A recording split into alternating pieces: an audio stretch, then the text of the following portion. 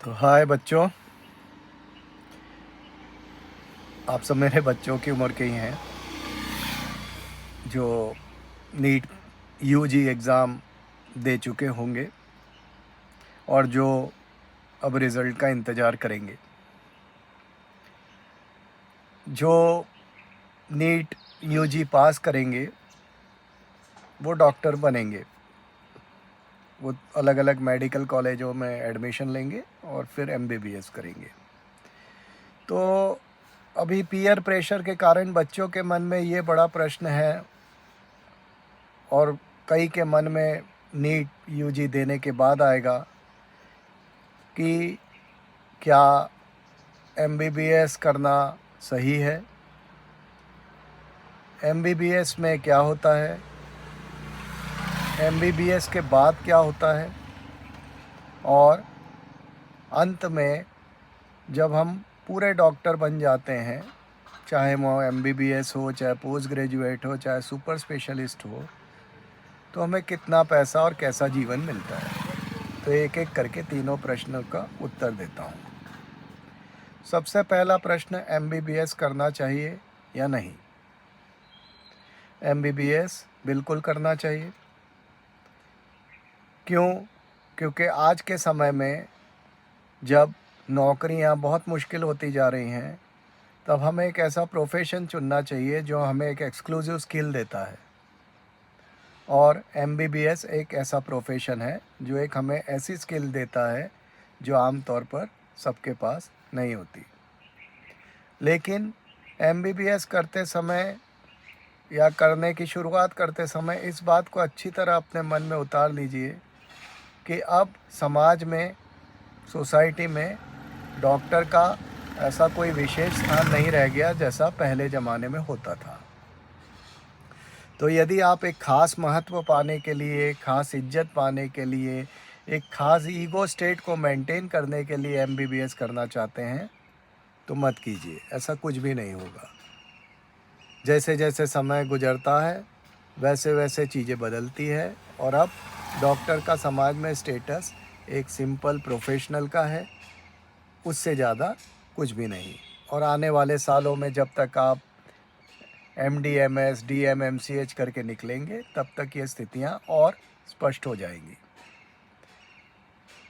दूसरा, एमबीबीएस हमें इसलिए करना चाहिए क्यों? इससे हमें हमारे परिवार के स्वास्थ्य और हमारे स्वास्थ्य का ध्यान रखने में बहुत ज़्यादा मदद मिलती है। और ये बहुत ज़्यादा इम्पोर्टेंट पॉइंट है आज के समय में, जब कॉरपोरेट हॉस्पिटल्स में इलाज बढ़ते जा रहा है और हम कॉरपोरेट हॉस्पिटल के भरोसे होते जा रहे हैं। तब परिवार में एक न एक ऐसा व्यक्ति ज़रूर होना चाहिए जो ये समझ सके कि जो मेडिकल सलाहें उसे दी जा रही है वो सही है या गलत है। तीसरा, एमबीबीएस करने का कारण ये है कि इसमें कॉरपोरेट वर्ल्ड की नेक थ्रोट कंपटीशन नहीं होती। हर डॉक्टर अपने अपने स्तर पर कुछ न कुछ काम कर सकता है।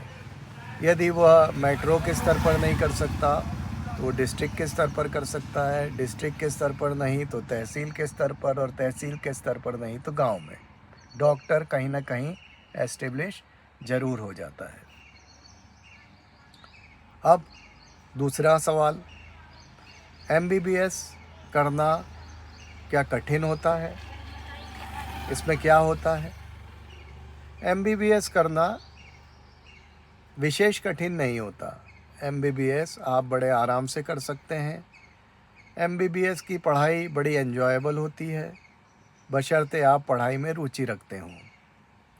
तो एमबीबीएस करने में कोई विशेष परेशानी नहीं होती, कोई बहुत ज़्यादा टेंशन या बहुत ज़्यादा डिमांडिंग लाइफ नहीं होती। एमबीबीएस के बाद क्या होता है? एमबीबीएस के बाद का समय वास्तव में बहुत कठिन समय होता है। एक बार फिर से दोहरा दूं, एमबीबीएस करने के बाद कठिन समय शुरू होता है। क्यों? क्योंकि आपको नीट पीजी जैसी अत्यंत कॉम्प्लिकेटेड एग्ज़ाम पास करना होती है। ये एग्ज़ाम कॉम्प्लिकेटेड इसलिए होती है क्योंकि इसमें जो क्वेश्चंस होते हैं इनका कोई ओड़ छोड़ नहीं होता, इसमें नेगेटिव मार्किंग भी होती है। और उसके बाद जो पोस्ट ग्रेजुएशन की जो ब्रांचेस होती है उनमें कुछ का महत्व होता है, कुछ कम महत्व होता है और कुछ का बिल्कुल ही फ़ायदा नहीं होता। तो आप नीट पीजी में कौन सा रैंक आएंगे उसी पर यह आधारित है कि आपको कौन सी ब्रांच मिलेगी। और यदि आपको बहुत बढ़िया ब्रांच मिली तो आपकी क्वालिटी ऑफ लाइफ बढ़िया रहेगी, लेकिन आपको ऐसी ब्रांच मिली जिसकी समाज में विशेष डिमांड नहीं है तो आपको स्ट्रगल करना पड़ेगा। तो मुद्दे की बात यह है कि जब आप एमबीबीएस कर चुके होते हैं उसके बाद आपका कठिन समय शुरू होता है। जब आप नीट पीजी की तैयारी करते हैं और जब नीट पीजी दे चुके होते हैं और नीट पीजी का रिज़ल्ट आना होता है, ये तीनों बातों में बहुत ज़्यादा डिफरेंस होता है। तैयारी अलग, परफॉर्मेंस अलग। क्यों? क्योंकि वहाँ पर ऑन द स्पॉट डिसाइड होता है कि आप क्या कर पाए, और फिर जब रिज़ल्ट आएगा तब आपका रैंक आएगा और रैंक पर आधारित होगा कि आपको कौन सा सब्जेक्ट मिलेगा, कौन से राज्य में मिलेगा और उस राज्य के कौन से शहर में मिलेगा। पीजी कॉलेज के हिसाब से उसका स्तर होता है। किसी कॉलेज में पीजी का स्तर बहुत अच्छा होता है, किसी कॉलेज में पीजी का स्तर उतना अच्छा नहीं होता। तो यदि आप ऐसे कॉलेज से निकले हैं जहां पीजी का स्तर, पोस्ट ग्रेजुएशन का स्तर बहुत अच्छा नहीं है, तब आपको पोस्ट ग्रेजुएशन करने के बाद भी और कहीं जाकर अटैच होकर काम सीखना पड़ेगा, ख़ास तौर पर सर्जिकल ब्रांचेस में। क्योंकि सर्जिकल ब्रांचेस में बिना काम सीखे आप बाज़ार में नहीं उतर सकते हैं, प्रोफेशन में नहीं उतर सकते हैं। तो सबसे पहले आपने 4.5 साल का एमबीबीएस किया, फिर 1 साल का इंटर्नशिप किया, 5.5 साल, फिर यदि पहले अटेम्प्ट में आप सिलेक्ट हो गए तो 3 साल आपने पोस्ट ग्रेजुएशन किया, मतलब कि 8.5 साल। उसके बाद आपको कहीं सीनियर रेसिडेंसी वगैरह करनी पड़ेगी काम सीखने के लिए, तो 9.5 साल ये हो गए। इसके बाद सुपर स्पेशलाइजेशन आता है। सुपर स्पेशलाइजेशन का ये मतलब होता है कि आप किसी एक ख़ास पार्ट के डॉक्टर या सर्जन या फिजिशियन बनते हैं। तो आप ब्रेन के सर्जन बनते हैं या ब्रेन के फिजिशियन बनते हैं, जिसे न्यूरो सर्जन या न्यूरोलॉजिस्ट कहा जाता है। आप हार्ट के सर्जन या हार्ट के फिजिशियन बनते हैं, जिसे कार्डियक सर्जन या कार्डियोलॉजिस्ट कहा जाता है। आप किडनी के सर्जन या किडनी के फिजिशियन बनते हैं, जिसे यूरोलॉजिस्ट या नेफ्रोलॉजिस्ट कहा जाता है। आप पेट के फिजिशियन या पेट के सर्जन बनते हैं, जिसे गैस्ट्रोएंट्रोलॉजिस्ट या गैस्ट्रो सर्जन कहा जाता है। तो इसे सुपर स्पेशलिटी कहते हैं। तो जो एमडी करते हैं वो डीएम करते हैं और जो एमएस करते हैं वो एमसीएच करते हैं। तो 9.5 साल और उसके बाद 3 साल और, तो यूँ समझिए कि आपका कैरियर 12 साल का हो जाता है। कैरियर लंबा है, लेकिन एमबीबीएस के बाद ही आपको काफ़ी पैसे मिलने लगते हैं स्टाइपेंड के रूप में।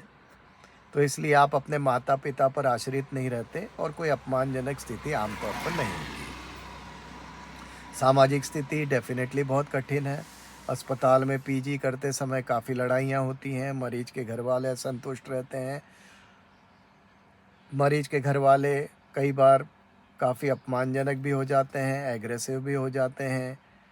पीजी के आवर्स काफ़ी लंबे होते हैं, 18-18 घंटे काम भी करना पड़ता है, लेकिन ये समय गुजर जाता है और जवान होते हैं हम, तो उतनी ज़्यादा परेशानी तो नहीं होती, लेकिन हाँ, थोड़ा सा जीवन डिमांडिंग तो पीजी के दौरान होता है। अब आखिरी सवाल कि हमने एमबीबीएस कर लिया या हमने एमडी कर लिया या एमएस कर लिया या हमने एमसीएच या डीएम कर लिया, अब हमें कितने पैसे मिलेंगे? देखिए, पैसे का ऐसा है कि एक डॉक्टर जो है आम तौर पर एक अच्छा जीवन व्यतीत कर सकता है। यदि वह बहुत ज़्यादा बदमाशी, बहुत ज़्यादा बेईमानी नहीं करना चाहता, तो वो एक अच्छी क्वालिटी ऑफ लाइफ जी सकता है, लेकिन वो एग्जॉर्बिटेंटली रिच नहीं हो सकता। अब आप कंपेयर करना चाहेंगे अपने आईटी के दोस्तों से, अपने फाइनेंस के दोस्तों से, अपने मैनेजमेंट के दोस्तों से, तो ऐसा काफ़ी कॉमन है कि डॉक्टर की कमाई इन लोगों से कम ही रह जाती है। कारण ये होता है कि मेडिसिन में पैसे खर्च करने होते हैं और बाकी सारे ब्रांचेस में पैसे कमाए जाते हैं। आईटी में पैसे कमाए जाते हैं, फाइनेंस में पैसे कमाए जाते हैं, मैनेजमेंट में पैसे कमाए जाते हैं।